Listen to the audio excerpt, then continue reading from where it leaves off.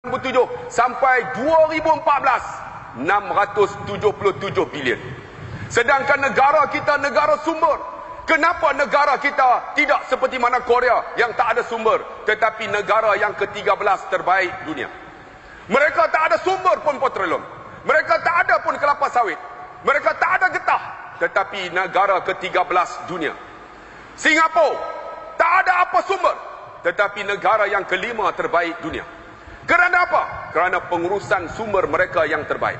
Malaysia negara sumber, tetapi 2014 677 bilion hutang negara. Dan melalui International Monetary Fund mengatakan tahun 2015 Malaysia akan berhutang 847 bilion. Menunjukkan tuan-tuan 847 bilion bahagi dengan 30 juta penduduk negara. Setiap orang yang berada di dunia, di bumi Malaysia ini berhutang 28.23 bilion. Hebat ya tuan-tuan, kita lahir dengan hutang, sedangkan negara kita penuh dengan sumber yang ada. Kenapa jadi demikian? Tu pun orang Gombak, Seri Gombak tak buka mata lagi. Hidup kita ni pakcik penuh dengan hutang pakcik. Kenapa ini berlaku? Kerana pengurusan sumber yang cukup tiris, yang cukup merugikan kita. Tuan-tuan yang dikasihi dan dirahmati Allah, bukan saya nak marah tuan-tuan, tapi nak bagi tahu tuan-tuan bagaimana hebatnya pentadbiran yang berlaku. Kalau kita tak dedahkan perkara ini, siapa nak tahu? Tuan-tuan bacakah laporan LHDN? Tuan-tuan bacakah International Monetary Fund? Kita tak baca tuan-tuan. Jadi bagaimana orang yang baca ni ceritalah dalam khutbah. Ini khutbah duk cerita nak tanam padi. Ini khutbah duk cerita bagaimana nak sambut tuan-tuan merdeka. Ini bagi khutbah baca bagaimana kita nak sambut hari 16 Malaysia. Itu bukan tak boleh. Tapi apa yang berlaku di Malaysia, ada orang cerita tak? Orang tak berani nak cerita kerana banyak akta yang menanti untuk ditangkap. Sebab itu tuan-tuan yang dikasihi dan dirahmati Allah, kita nak buka minda tuan-tuan pada hari ini. Apa yang berlaku kembali kepada Islam. Islam agama rahmat. Islam membawa kesejahteraan. Sebab kita tak pegang Islam, nama Abdullah, nama Muhammad dan sebagainya, orang tengok kita begitu rendah tuan-tuan. Tuan-tuan tahu atau tidak, saya baru balik daripada Turki. Bila saya sampai di sana, tengok-tengok nama saya Abdullah Khairi. Orang Turki buat cebeh mulut, orang utara kata. Saya tengok dia senyum saya pun tak ada. Tidak, saya tanya dia, why you never smile to me? You have to accept me, I'm a tourist guide. Saya kata, saya tourist guide, saya mutawif, kenapa tak senyum dengan saya? Dia terbagi tahu saya, dia kata Malaysia negara sumber, tetapi memalukan, dia kata. Saya kata kenapa? Kami baca dalam banyak jenis ekonomi, tapi negara Malaysia cukup memalukan. Di Turki tuan-tuan malu saya. Kemudian saya tanya, apa kehebatan yang ada Turki? Dia menceritakan, dia kata dulu kami diperintah oleh kerajaan yang dipimpin oleh Kamal Atatürk. Seorang liberal, seorang yang tidak percaya kepada agama. Agama diletakkan sampingan. Agama suku, politik suku. Akhirnya alhamdulillah dia kata, pada tahun kebelakangan ini lahir seorang pemimpin hebat nama Recep Tayyip Erdogan. Recep Tayyip Erdogan ini bukan orang biasa, seorang yang berpendidikan. Dia tuan-tuan diberikan tuan-tuan dengan kepahaman agama. Islam menjadi pegangan. Akhirnya suatu ketika tuan-tuan dia masuk pilihan raya. Masuk pilihan raya melalui satu parti nama Milli Salamat. Akhirnya menang. Dia menjadi tuan-tuan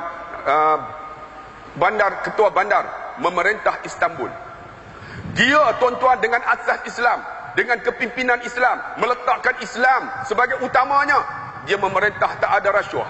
Apa yang dia buat tuan-tuan, menyelesaikan banyak sistem-sistem pengaliran di Istanbul, menyelesaikan masalah ekonomi rakyat di Istanbul saja. Menjadi ketua bandar Istanbul, dengan izin Allah 10 tahun rakyat Istanbul saja, bandar Istanbul menghadapi hasil ekonomi yang cukup hebat. Akhirnya orang nampak masa tu, orang sekular nampak, orang yang tak letak agama ni baru nampak. Mereka dah nampak hebat. Kami balik daripada universiti mengaji ekonomi, tak penting ekonomi Islam kerana pemerintah tak perlu dengan Islam. Mereka meletakkan Islam di sampingan. Akhirnya puak-puak nasionalis, puak-puak sekular ini melihat bagaimana Recep Tayyip Erdogan dengan pimpinannya dapat mentadbir Istanbul. Suatu ketika tuan-tuan, dibatalkan milis selamat, diharamkan tuan-tuan. Bila milis selamat diharamkan, dengan izin Allah, Recep Tayyip Erdogan menubuhkan satu parti keadilan rakyat. Parti ini masuk pilihan raya, dengan izin Allah mereka diberi menang, tapi bukan majoriti, 47% saja. Tetapi boleh memerintah tuan-tuan, sebab mereka paling majoriti. Recep Tayyip Erdogan menjadi Perdana Menteri, dicerita satu-satu, akhirnya dia memerintah, meletakkan Islam.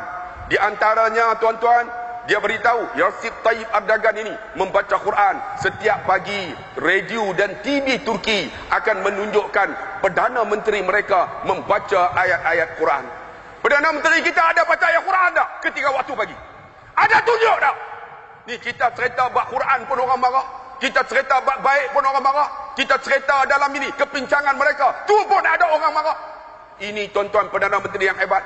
Dengan izin Allah tahun lepas, Recep Tayyip Erdogan masuk pilihan raya, mereka menang dengan majoriti yang hebat. Kerana apa? Mereka meletakkan Islam sebagai asas. Walaupun sistem tentera tak suka tuan-tuan, boleh rampas kuasa, tetapi tentera sekarang di Turki nampak kelebihan yang dibuat oleh Recep Tayyip Erdogan. Akhirnya sekarang tuan-tuan dilantik menjadi Presiden Turki.